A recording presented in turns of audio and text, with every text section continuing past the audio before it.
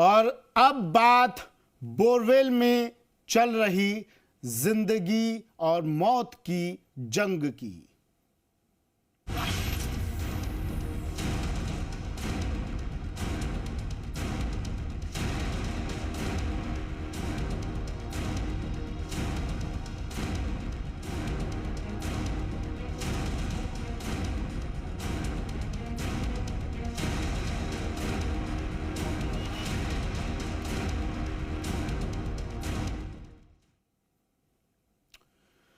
खबर कोटपुतली से है, जहां बोरवेल में पिछले 25 घंटों से जिंदगी की जंग जारी है।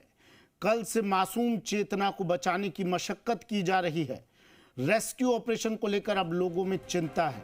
एनडीआरएफ और एसडीआरएफ की टीम का पहला प्रयास फेल हो चुका है। ये 5 तस्वीरें देखिए, रेस्क्यू ऑपरेशन से जुड़ी ये तस्वीरें। बच्ची के परिजनों और ग्रामीणों की चिंता बढ़ती जा रही है, क्योंकि वक्त जैसे जैसे निकल रहा है वैसे वैसी चिंता बढ़ती जा रही है। एडीएम ने कहा है कि जरूरत पड़ी तो साथ में खुदाई की जाएगी। अब दूसरे विकल्प पर भी रेस्क्यू ऑपरेशन, दूसरे विकल्पों को लेकर भी किया जाएगा।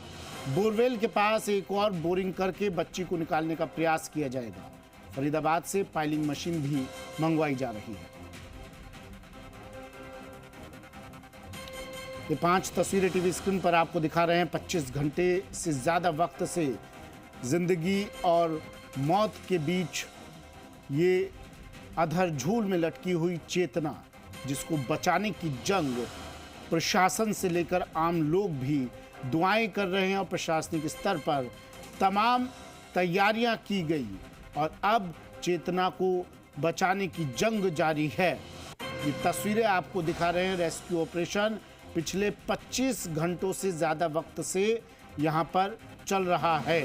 सीसीटीवी डाला गया नीचे बोरवेल में और उसमें चेतना की मूवमेंट भी नज़र आई। राहत की खबर ये है कि सीसीटीवी में चेतना की मूवमेंट नज़र आई। चेतना सकुशल है, लेकिन अब चिंता बढ़ती जा रही है, क्योंकि अब ये कहा जा रहा है कि कुछ और दूसरे विकल्पों की ओर आगे बढ़ना होगा, लेकिन ये विकल्प कब तलाशे जाएंगे। कोटपुतली से अमित मेरे सहयोगी हमारे साथ सीधा जुड़ गए हैं। अमित, अपडेट दीजिए, कहां तक रेस्क्यू ऑपरेशन पहुंचा और जो पाइलिंग मशीनें मंगवाई गई हैं, क्या वो अब मौके पर पहुंच चुकी हैं क्या? अमित। देखिए सुमित, 25 घंटे की बजाय 28 घंटे का समय बीत चुका है और बिल्कुल रेस्क्यू ऑपरेशन बिल्कुल जारी है। मैं आपको दिखाना चाहूँगा मेरे पीछे कि जिस तरीके से रेस्क्यू, लेकिन बड़ी बात है कि अभी तक कामयाबी हासिल नहीं हो पाई है।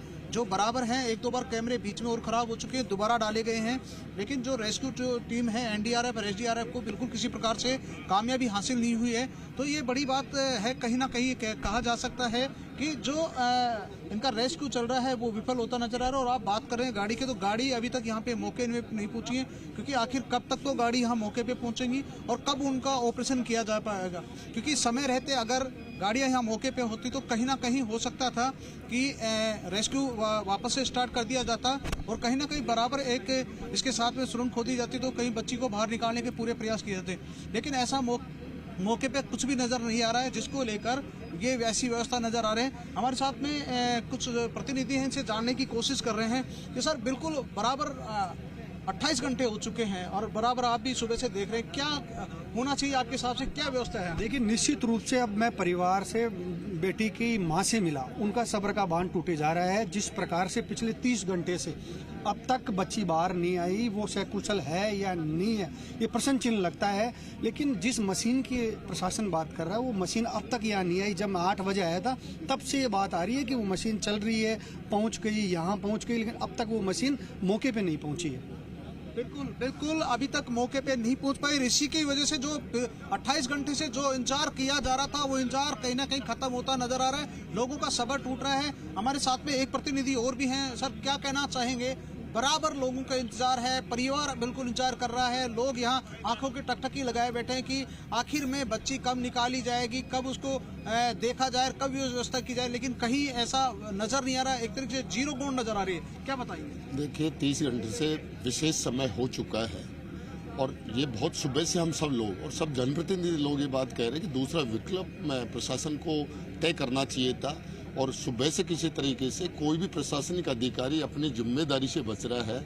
ये कहीं फरीदाबाद से गाड़ी की लाने की बात कर रहे हैं, कभी गुड़गांव से लाने की बात कर रहे हैं, कभी बगरू से लाने की बात कर रहे हैं, लेकिन सुबह से अब तक कहाँ वो गाड़ी चल रही है। इस वजह से दूसरा विकल्प होना चाहिए था। इस वजह से सीधा से हमारे बहुत से सीनियर सिटीजन जनप्रतिनिधियों ने कहा है कि इस मामले में सरकार पूर्ण तरीके से फेल नज़र आ रही है कि एक बच्चे का मामला इतना सेंसिटिव मामला है, परिवार की क्या हालत है। उसी स्थिति में अभी तक कोई प्रशासन अधिकारी किसी तरीके से जवाब देने से बच रहा है, तो कहीं ना कहीं सरकार की अनदेखी। देखिए बिल्कुल सुमित, आरोप प्रत्यारोप का भी दौर जारी हो चुका है। बिल्कुल कहा जा रहा है कि जिस तरीके से जो सरकार है, सरकार पे भी निशाना साधा जा रहा है। हमारे साथ में सापरा विधायक है मनीष यादव, इनसे जानने की कोशिश कर रहे हैं। सर, बराबर 28 घंटे से रेस्क्यू जारी है, यहाँ पे एनडीआर एसडीआर की टीम है, पूरा प्रशासन है, लेकिन कामयाबी नहीं मिल पाई।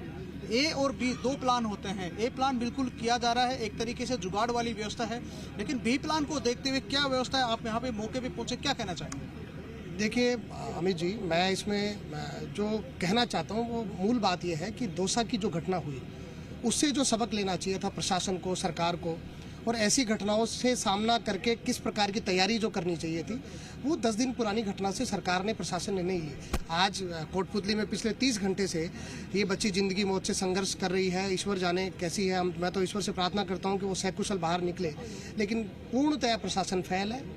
मशीनरी, संसाधन पर्याप्त नहीं है जिनसे निकाला जाए।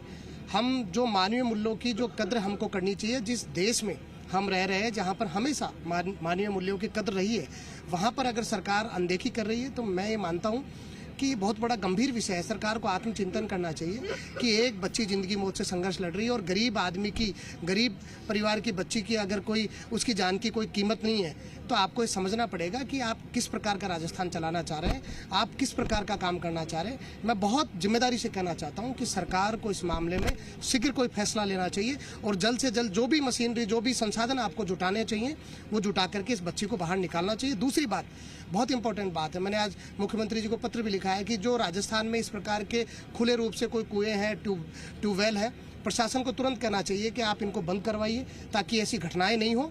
साथ में दूसरी बात इंपॉर्टेंट है कि अगर ऐसी घटनाएं हो जाती हैं तो क्या संसाधनों की जरूरत वहां पर पड़ती है। जिला हेडक्वार्टर है कोटपुतली बहरोड आज के समय में, अगर ये घटना किसी गांव में होती, कोई देहात में और ऐसी जगह पर होती जहां पर पहुंचने में 10 घंटे लगते, तो मुझे लग रहा है कि वो एक अलग बात थी, लेकिन 30 घंटे हो गए वहां भी पहुंचती, लेकिन जिला हेडक्वार्टर पर इस प्रकार की बातें सामने आ रही हैं, तो ये सरकार की विफलता है, प्रशासन की विफलता है। जल्द से जल्द इस बच्ची को निकाला जाए और आने वाले समय में हमें किस प्रकार की तैयारी ऐसी घटनाओं को लेकर के करनी चाहिए, क्योंकि ये घटनाएं किसी भी समय किसी की भी सरकार में कभी भी हो सकती हैं, लेकिन जिम्मेदारी से सबको अपना जो दायित्व। अच्छी बात है, मनीष जी को चिंता सता रही है, जरा पूछिए मनीष जी, इससे पहले कितनी बार यहाँ पर आए, कितनी बार इस मामले का संज्ञान लिया? विधायक हैं साहब,